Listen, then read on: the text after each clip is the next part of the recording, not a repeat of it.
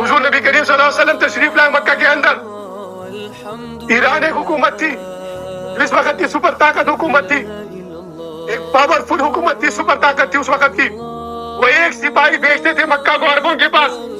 عرب کے جتنے بھی لوگ ہوتے تھے اپنی بیوی کے زیور بھی اکٹھا کر کے لا کے ان کو دیتے تھے. خراج ادا کرتے تھے عرب کے لوگ ان ایرانیوں کو. وہ ایرانی حکومت کو خراج دیا جاتا تھا.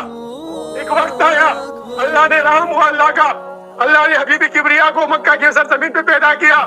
اصحاب کرام چل پڑے مدینہ سے دعوت اسلام کی تبلیغ کرنے کے لیے، اسلام کی دعوت دینے کے لیے. ایران کے دربار میں جا رہے صحابہ، ان کے پاس نیزے ہیں. ایران کے بادشاہ نے قالین سجایا ہوا ہے، ان نیزوں کو ان قالین میں دھساتے ہوئے اصحاب کرام آگے بڑھ رہے ہیں. اس کے دربار میں پہنچے. ایران کا بادشاہ کہتے کیوں آئے ہو؟ کہتے ہم آئے ہیں کہ تم یہ اسلام قبول کر لو یا ہمیں جزیہ دو، تمہیں حق نہیں کہ تم حکومت کر سکو. اللہ اکبر. اس سپر طاقت کو، اس سپر پاور کو اصحاب کرام وہ جا رہے ہیں، اس کو دعوت اسلام دے رہے. تو